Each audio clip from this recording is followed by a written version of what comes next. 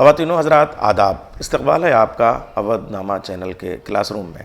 عزیز طلباء و طالبات، آج ہم پروفیسر علی احمد فاطمی صاحب سے شاعری کی بات کریں گے، لیکن ہم جب بھی شاعری کی بات کرتے ہیں تو عموماً غزل ہی پہ جا کے ہماری تان ٹوٹتی ہے۔ آج ہم ماسوائے غزل اس لیے بھی ہم بات کریں گے کہ غزل ظاہر سی بات ہے ایک بڑی صنف ہے، اور اس کے لیے جہاں قتل کا فتویٰ صادر ہوا وہیں اسے اردو غزل کی ابرو بھی کہا گیا، لیکن پروفیسر فاطمی صاحب کا ایک خاص رجحان ہماری اس شاعری پہ ہے جو ماسوائے غزل ہے، اور اس میں خاص طریقے سے نذیر اکبر آبادی جس طریقے سے ایک ہماری گنگا جمنی تہذیب کو نذیر اکبر آبادی نے آگے بڑھایا، جس طریقے سے دربار کے زمانے میں بازار کی شاعری انہوں نے کی، اور وہ ترقی پسند نقطۂ نظر کے سنگ بنیاد کے طور پہ نذیر کی شاعری ہماری سامنے آئی۔ ہم آج استفادہ کرنا چاہیں گے نذیر کی عوامی شاعری کے حوالے سے پروفیسر علی احمد فاطمی صاحب سے۔ نیر صاحب، آپ نے یہ بات بہت بنیادی کہی اور بہت اچھی کہی کہ جب بھی ہم اردو شاعری کی بات کرتے ہیں تو اس سے مراد اردو غزل ہی لی جاتی ہے، غزلیہ شاعری، اور جب غزلیہ شاعری کی بات کرتے ہیں تو عشقیہ شاعری اس میں حاوی ہو جاتی ہے، یعنی لو پوئٹری، کیونکہ انسان کا سب سے لطیف ترین نازک ترین جذبہ عشق ہوتا ہے، اور وہ ہمیں متاثر کرتا ہے، اور ہم چاہتے ہیں کہ رومانٹک باتیں ہوں، محبت کی باتیں ہوں، یہ کوئی حرج نہیں، بہت اچھی بات ہے، انسان محبت کرے، محبت کی شاعری پڑھے، بہت اچھی بات ہے۔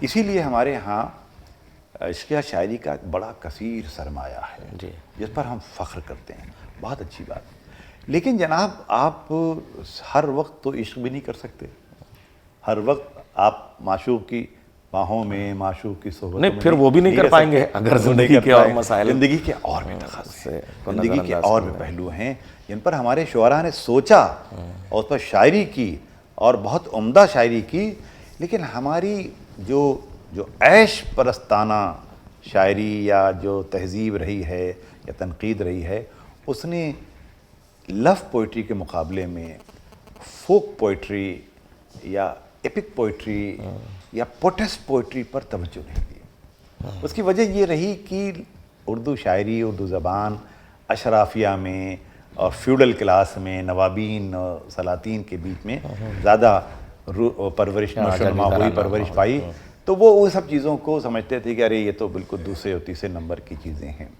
لیکن آفرین ہے ان شعراء پر کہ اس ماحول میں، اس مزاج میں، جو آپ نے بڑا خوبصورت جملہ استعمال کیا کہ دربار کے ہوتے ہوئے بازار کی شاعری کی انہوں نے، بہت صحیح کہا آپ نے، کہ ایک ایسا شاعر جو میر اور غالب کے درمیان کا شاعر، اور میر کا عہد ضروری کہا جاتا ہے غزل کا، غالب سے، میر سے لے کے غالب تک، ان دونوں کے بیچ میں ایک شاعر جو فارسی جانتا ہے، جو عربی جانتا ہے، جو غزل کی روایت سے بھی واقف ہے اور غزلیں کہتا بھی ہے، اس کے باوجود اتنی غیر معمولی عوامی شاعری کرتا ہے کہ وہ اپنی ایک الگ پہچان بنتا ہے اور ایک الگ دبستان بن جاتا ہے، اور وہ نذیر اکبر آبادی۔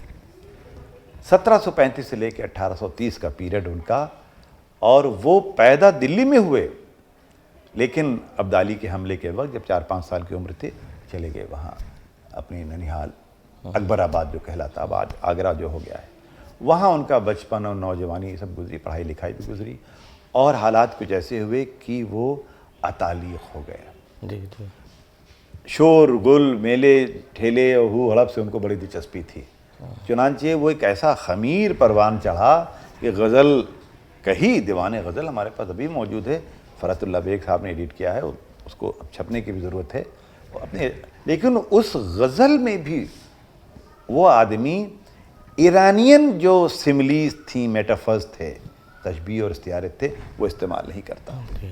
وہ معشوق کے دانتوں کی تشبیہ بگلے کی قطاروں سے دیتا ہے۔ آپ سوچئے، وہ املی، نمکولی، کھجور اور نیم کے درختوں کی باتیں کرتا ہے غزل میں۔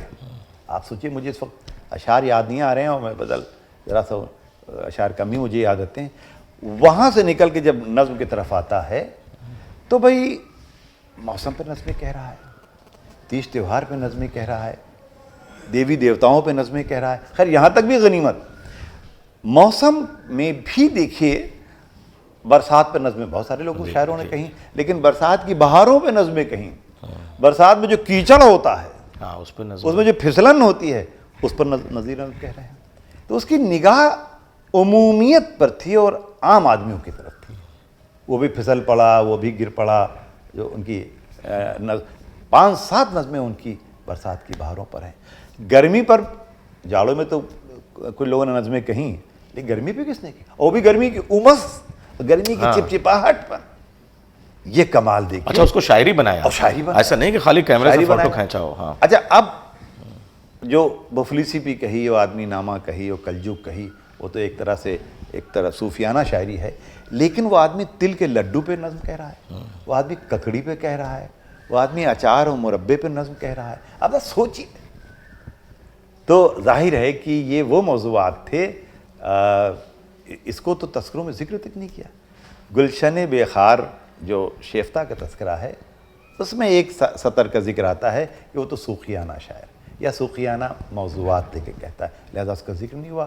بگڑ گئے جو شاگردان نظیر تھے، پھر جواب میں انہوں نے دوسرا گلشن بے خار کے جواب میں گلستان بے خزاں ایک تذکرہ لکھا، اور پھر نظیر کا خوب ذکر کیا. خیر وہ بحث اپنی جگہ پر ہے. عوامی شاعری جو ہمارے ہاں نہ کے برابر تھی، اس آدمی نے اپنی شاعری کی، اور اس کی پرواہ کیے بغیر کہ تنقید کیا مقام دے گی، بادشاہ اور نواب کیا مانیں گے اور کیا نہیں مانیں گے، وہ آدمی آگرے سے باہر ہی نہیں نکلا. اس کو متھرا کے راجہ نے بلایا، اودھ کے نواب نے بلایا، کہنے میں وہیں تک جاؤں گا جہاں تک تاج محل کی کلگی دکھائی دے گی، اس سے آگے میں جاؤں گا نہیں. اور گلی کوچے، میدان، کھیل کود، آپ سوچئے کہ کنکوے پہ نظم کہہ رہا ہے. اور سب سے بڑی بات جو مجھے متاثر کرتی ہے اور جس کو بہت ہائی لائٹ کرنے کی ضرورت ہے کہ نظیر اکلوتا اردو کا شاعر ہے جس نے 11 نظمیں ہولی پر کہیں اور 11 رنگ کی کہیں. ہاں 6 نظمیں ان کی دیوالی پر ہیں، جنماشٹمی پر ہے، بلدیو جی کا میلہ ہے. ہاں اور جنماشٹمی میں ایک نظم تو کرشن کی بانسری پر ہے. کیا خوبصورت نظم ہے، بانسری ہے، اس کی دھن پر نظم کہی گئی. آپ سوچئے. میں یہ سمجھتا ہوں اب جا کے تھوڑی ان کی پہچان ہوئی ہے، اور ہمارے بعض نقادوں نے یہ بات کہی ہے، مجنو صاحب نے کہی ہے، مجنو گورکھپوری نے، کہ الفاظ کا جتنا بڑا سرمایہ نظیر کے ہاں ملتا ہے وہ انیس کے ہاں بھی نہیں ملتا. ہاں یا بعض دوسرے شعراء کے بھی نہیں ملتا، جوش کے ہاں بھی نہیں ملتا. یعنی اور یہ خوبصورت جملہ اور لکھا انہوں نے کہ اگر نظیر نے برسات کی بہاریں یا آدمی نامہ جیسی نظمیں نہ کہی ہوتی تو حالی کو برکھارد جیسی نظمیں کہنے میں بہت دیر لگ جاتی. بالکل صحیح. اچھا ایک بات اور بتاتا چلوں، حالی کا ذکر آ گیا. حالی جو شیفتہ اور غالب کی صحبت میں رہتے ہیں، پانی پت سے آتے ہیں، تو انہی لوگوں سے ملاقات ہوتی. غالب کی شاعری سے متاثر ہیں، یادگار غالب جیسی کتاب لکھ رہے ہیں، اور نظیر جن سے وہ کبھی نہیں ملے. ظاہر کہ ان کا انتقال 1830 میں ہو گیا اور یہ 1837 میں ادا ہو رہے ہیں. حالی کبھی نہیں ملے اور وہ لاشعوری طور پر نظیر کی نظموں سے متاثر ہو رہے ہیں. نیر صاحب متاثر ہونے کے معاملات بڑے عجیب ہوتے ہیں. آپ والدین کے سائے میں بڑے ہوتے ہیں، متاثر چچا سے ہوتے ہیں، ماموں سے ہوتے ہیں، کبھی کبھی پڑوسی سے ہوتے ہیں، کبھی کبھی کلاس روم کے ٹیچر سے ہوتے ہیں، کسی دوست سے ہوتے ہیں. تو یہ جو اخذ اور قبول اور رد کے معاملات ہوتے ہیں بڑے عجیب ہوتے ہیں. حالی نظیر سے متاثر ہے اور یہی لکھ رہے ہیں یادگار غالب، لکھ رہے ہیں یادگار غالب، اور متاثر ہو رہے ہیں نظیر سے، اور مقدمہ شعر و شاعری میں غزل کی مخالفت کر رہے ہیں، نظم کی حمایت کر رہے ہیں. یا ان کی پوری شاعری پہ نظیر کا اثر دیکھا جا سکتا ہے، غالب کا اثر ہی نہیں ہے. جو سہل ممتنع میں شاعری کی انہوں نے، جو سادگی سے کہی جو نظمیں اور پوری مسدس کہہ ڈالی، ان سب پر نظیر کا امپیکٹ ہے. اور میں آج یہ اعتراف کرتا ہوں، تسلیم کرتا ہوں کہ پوری ترقی پسند شاعری پر بھی نظیر کا امپیکٹ ہے. نظیر اکبر آبادی سے لے کر اور نظیر منارسی تک کا اپنا ایک الگ دبستان ہے. بالکل ایک الگ دبستان ہے. ہم نے لکھنؤ اور دلی کے دبستانوں نے بانٹ دیا. لیکن سچ پوچھئے کہ ایک وہ شعراء تھے جو دربار میں رہ کے شاعری کر رہے تھے اور بڑی شاعری میں، لیکن ایک وہ شعراء تھے جو دربار سے ہٹ کر عوامی سطح کی شاعری کر رہے تھے، اور جس میں نظیر سر فہرست ہے. نظیر کا اتنا بڑا احسان ہے اردو شاعری پر اگر نظیر نہ ہوتے تو حالی شبلی آزاد نہ ہوتے، جدید نظم کا آغاز نہ ہوتا، اگر نظیر نہ ہوتے تو ترقی پسند شاعری کی جمالیات بھی عوامی اتنی نہ ہوتی جتنی کی ہوئی بعد میں. اور جس طرح سے وہ کسان پر نظم کہی جا رہی ہے، کسان کے حل پر نظم کہی جا رہی ہے، میلے ٹھیلے پہ نظمیں کہی جا رہی ہیں، اور بعض دوسری مزدور پر اور پر نظمیں کہی جا رہی ہیں، یہ سب پر نذیر اکبر آبادی کے اثرات ہیں، اور جس کو قبول کیا ہمارے بعض شاعروں نے. آپ دیکھیں کہ جو 1940 میں نیاز فتح پوری کا رسالہ نگار ایک نذیر نمبر نکالتا ہے، ورنہ 40 سے پہلے نذیر غائب تھے. 1940 میں نذیر کی ایک بازیافت ہوتی ہے. اب اس میں پہلی مرتبہ مجنو صاحب، احتشام صاحب، آل احمد سرور، کلیم الدین احمد، اختر اورنوی اور بعض دوسرے نقادوں نے جو مضامین لکھے اور ایک دریافت نو ہوئی جو نذیر کی. پھر وہ جو سلسلہ چلا ہے. میں خود 3 سال آگرے میں رہا ہوں، میں نے دیکھا کہ وہاں نذیر میلہ لگتا ہے نیّر صاحب بسنت پنچمی کے دن، اور ہندو مسلمان سب جمع ہوتے ہیں. معمولی لوگ جو خونچے لگاتے ہیں، رکشہ چلاتے ہیں، گاڑی چلاتے ہیں، پیلے پیلے پگڑے باندھ کے آ کے اور نذیر کی نظم اسے فراٹے سے سناتے ہیں. دیکھیے ایک بات جان لیجئے کہ جو کلاسیکیت ہے، یہ کلاسیکی درجہ جو شاعر کو ملتا ہے وہ صرف خواص سے نہیں ملتا. جی اگر مشکل پسندی ہی شاعری، بڑی شاعری کی نشانی ہوتی تو شاید اردو کے سب سے بڑے شاعر ناسخ ہوتے، دبیر ہوتے، لیکن ایسا تو نہیں ہے. کلاسک وہی ہوتا ہے جو خواص اور عوام میں یکساں مقبولیت رکھتا. غالب صرف اس لیے بڑے نہیں ہو گئے کہ بڑے مشکل شاعر تھے، غالب اس لیے بھی بڑے ہیں کہ ان کے بعض مصرے محاورے ہیں. نیند کیوں رات بھر نہیں آتی، دل ناداں تجھے ہوا کیا ہے، یا اس طرح کے کتنے مصرے عام آدمی پڑھتا ہے. بیٹھے ہیں رہ گزر پہ ہم، کوئی ہمیں ہٹائے کیوں، اٹھائے کیوں، اس طرح. یہ ہوتی ہے شاعری. صرف ریسرچ کی جا رہی ہو، صرف نقادوں کے زیر قلم ہو وہ شاعری، میں اس کی بھی اہمیت سے انکار نہیں کرتا، وہ ہے اپنی جگہ پر ٹھیک ہے، لیکن یہ شاعری ہے جو عوام سے لے کے خواص تک بگل بج رہا ہے جس کا.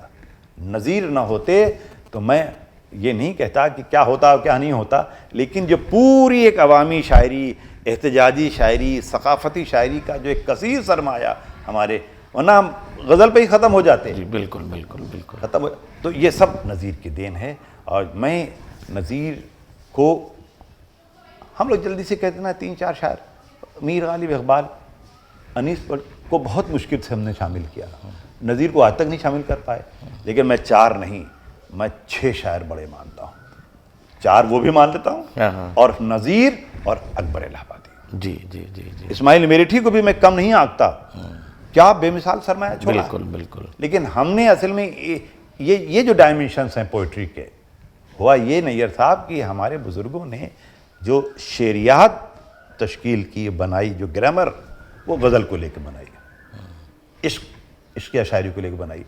اس شعریات سے ہم عوامی شاعری کو جانتے رہے، احتجاجی شاعری کو نعرہ بازی کہتے رہے، اور ہم نے سب کو لان تان. یہی وجہ ہے کہ ہمارے دامن سے کبیر بھی نکل گئے، یاسی بھی نکل گئے، اور دوسرے جو ہمارا سرمایہ تھا. بالکل. یہ ہماری جو معیار پرستی ہے، یہ ہماری جو تساہلی ہے یا تعیش پسندی ہے، اسے تھوڑے سے تو فائدے پہنچے ہیں، زیادہ نقصانات ہیں.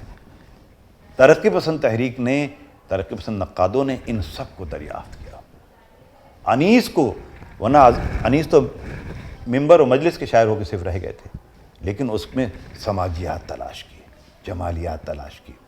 احتشام حسین کا مضمون پڑھیے، عقیل صاحب کی کتاب پڑھیے، شارب رودلوی نے اس پہ بڑا کام کیا، ان کی کتابیں پڑھیے. ہم نے اکبر الہ آبادی کو نو آبادیاتی نظام کے تحت بھی دیکھا. اکبر بھی بڑا بے مثال شاعر ہے، کہ جو آج ملٹی نیشنل کمپنیاں، اس کی طرف اشارہ سب سے پہلے اکبر نے کیا تھا. تو یہ ہمارا بڑا کارنامہ ہے نذیر کا، اور مزید نذیر پر کام کرنے کی ضرورت ہے. بہت شکریہ. تو عزیز طلباء و طالبات، آپ نے دیکھا کہ آج ایک بڑے نقطے کی بات ہمارے پروفیسر علی احمد فاطمی صاحب نے فرمائی کہ آج کا جو تخلیق کار ہے وہ تنقید کے پریشر میں ہے، اور جس طریقے سے ایک تخلیق کا جشن جاریہ نظیر کے یہاں نظر آتا ہے، احتجاجی شاعری، عوامی شاعری، اس کی آج بھی ضرورت ہے، آج بھی اس کی ریلیونسی ہے۔ اور یہ اس لیے بھی بنیادی حوالے کے طور پر یہ گفتگو ہم مانتے ہیں اسے کہ خود پروفیسر علی احمد فاطمی الہ آباد سے آگرے تک گئے اور نظیر کی قربت کی گرمی کو انہوں نے محسوس کیا، جس طریقے سے معین احسن ملال مبارک پور سے آگرے گئے، مگر آگرے میں جانے کے بعد میں وہ جذبی ہو گئے، جس طریقے سے شہید رودولوی اسرار الحق آگرے گئے اور آگرے میں جانے کے بعد وہ مجاز ہو گئے۔ تو یہ پورا ایک عہد ہے اور اس کو آپ نے محسوس کیا ہے، اور وہ ہماری عوامی شاعری ترقی پسند تحریک تک کیسے آگے جاتی ہے، اور نظیر اکبر آبادی سے لے کے نظیر بنارسی تک عوامی شاعری کی اہمیت اور ریلیونسی پر بہت خوب گفتگو فرمائی۔ ہم ایک بار پھر شکریہ ادا کرتے ہیں پروفیسر علی احمد فاطمی صاحب کا۔